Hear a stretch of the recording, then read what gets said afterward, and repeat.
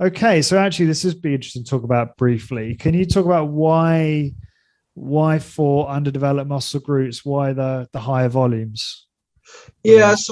so I think that if people are struggling with a muscle group, you know, then there would be an argument for focusing on that muscle group, for maybe doing more for that muscle group to stimulate growth, to try and stimulate more damage to those muscle fibers.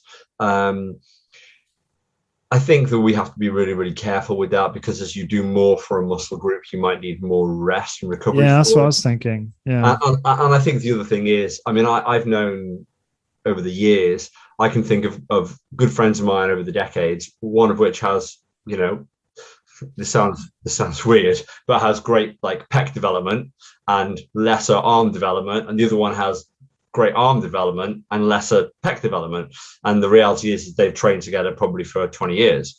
So they've probably done the same workouts, unless one of them goes home and does a lot of like dumbbell flies, and the other one goes home and does a lot of biceps and triceps, which is, obviously ridiculous. So I think our genetics, we Like know people secret who, eaters, secret yeah, workouts. exactly.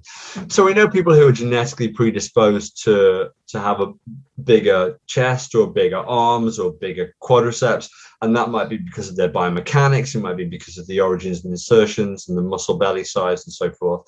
So I think if somebody has a, let's call it a lagging body part, that there's probably not a lot can be done for it, but there is certainly no harm to target that body part, maybe at the start of a workout when you're fresh, or to add a higher volume to it.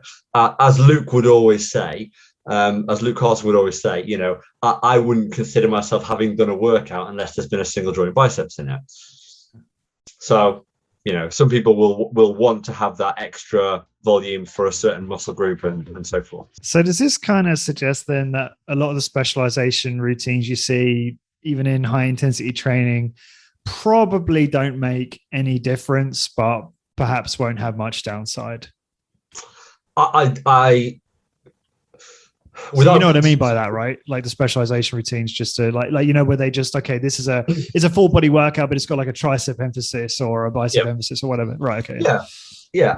I mean, I don't think they'd have any negative implications at all. But I don't know to what extent they would have, great advantages over a more traditional workout. So.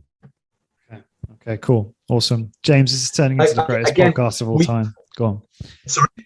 This is quickly turning into the greatest podcast of all time. Keep going. Don't let us down now. I think the thing is that we as exercise scientists can only answer the questions that have been answered by science.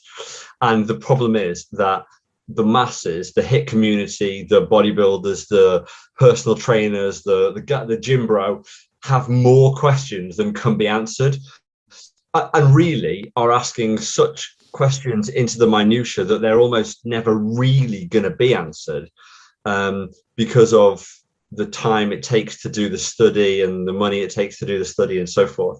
And also the sample size it would take to identify whether there is or isn't any difference. I know James Steele obviously blew your mind by talking about inter-individual variability.